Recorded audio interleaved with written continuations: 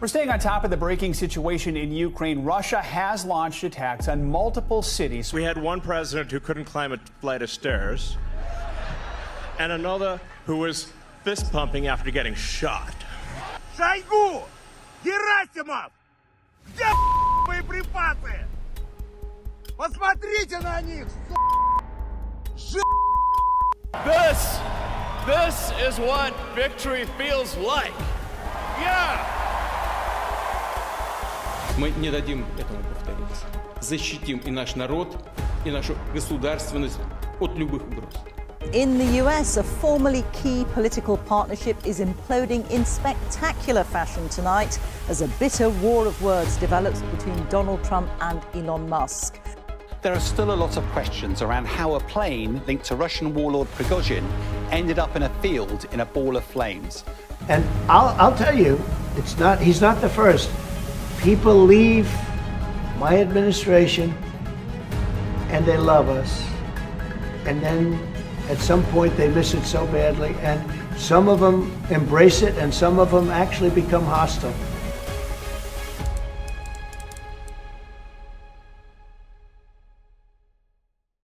Two men, two worlds apart. One dreams of Mars, the other stormed Moscow. Elon Musk, the restless billionaire with rockets, cars, satellites. Yevgeny Prigozhin, the street thug who became a billionaire and Putin's warlord. On paper, they couldn't be more different. One talks about saving humanity, the other made his name spilling blood for the Kremlin. But look closer, and you will find the same red line. Start with nothing, get involved with the state, get rich, very rich, on the state's dime, and then try to outgrow the hand that feeds you. This is a story about what happens next when you're not just a contractor, but something more dangerous. A contractor who thinks he's the king.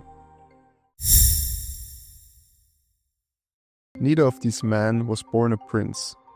Musk grew up in South Africa, a lonely kid with a violent but relatively wealthy father and a head full of science fiction. He fled to Canada, then to the US. His first millions didn't come from rockets or cars, but from a .com hustle, Zip2, then X.com, which became PayPal. He cashed out and made a fortune. SpaceX, Tesla, Neuralink, Starlink, one man, 1,000 projects. But none possible without billions in government cash. NASA contracts, Pentagon launches, tax credits for every Tesla sold. A new kind of tycoon, a private contractor for public dreams. Prigozhin's story was darker. A kid from Soviet Leningrad. Petty crime landed him 9 years in prison. When he got out, the USSR was gone, replaced by chaos. He started again grilling hot dogs on the street. Then came grocery kiosks. Then a luxury restaurant boat in St. Petersburg. One night, Vladimir Putin came to dinner. Suddenly, Prigozhin was feeding the Kremlin's elite.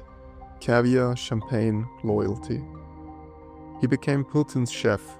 But the real money wasn't in fancy dinners. It was in dirty wars.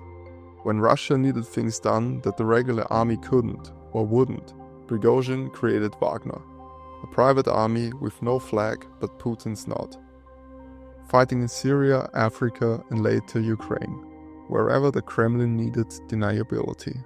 Two different men, same playbook. Feed the state, do what others won't, become indispensable and get rich. But power you rent is never your own.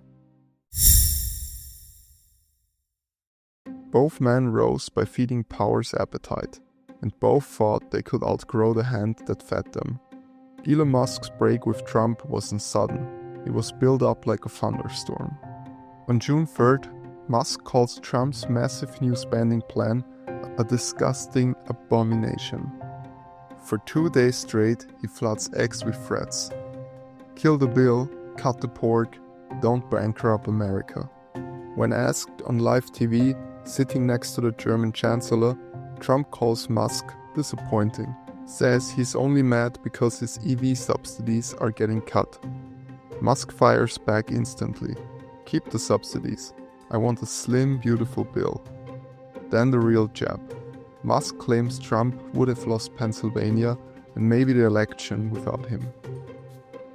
By that night, Musk is toying with a new idea. A new party, the American Party. Billionaire threat to blow up the Republican base itself. Hours later, it turns nuclear. Musk posts, then deletes a claim that Trump is in the Epstein files. He even threatens to shut down SpaceX Dragon capsules, America's only ride to the ISS, just to prove he can. No tanks on the highway, but the same message. I am bigger than you. Across the world, Yevgeny Prigozhin's break was much louder and deadlier. For years, Wagner did what the Kremlin couldn't admit to. Dirty wars in Syria, coups in Africa, brutal fighting in Ukraine. By mid-2023, Prigozhin was raging at Putin's generals. He claimed they were starving Wagner of ammo, while his men died by the thousands in Bakhmut's trenches. Then, June 23rd, Prigozhin accused the Russian army of bombing his own camps. Overnight, Wagner turned its guns around and rolled towards Moscow. For 24 hours, the world watched a mutiny in real time. Tanks on highways, generals fleeing, Putin silent. But on June 24th, it all stopped. A deal, a handshake. Prigozhin exiled to Belarus, or so they said. 2 months later, August 23rd, Prigozhin's private jets dropped from the sky. No mutiny lives long when the master feels threatened. Prigozhin's ending is clear. Crater in the field, a caution sign for every backroom fixer who thinks he can become the boss.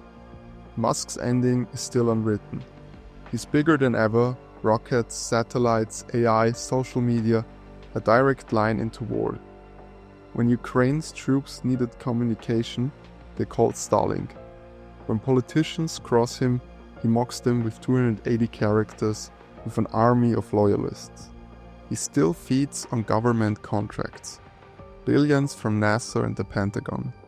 But now he tests the hand that feeds him, fact-checking presidents, laughing at regulators, threatening to pull internet from battlefields if he doesn't like the mission. It's not a tank column in Washington, but it's still a mutiny. Slow, digital, powerful. So here's the question. How long can a man stand at the edge of power and think he owns it? Prigozhin gambled and lost. Fast. Musk still believes he's different. Too big, too useful, too far ahead. Maybe he's right. Or maybe, when the state no longer needs him, it reminds him he's just a contractor, like all the others.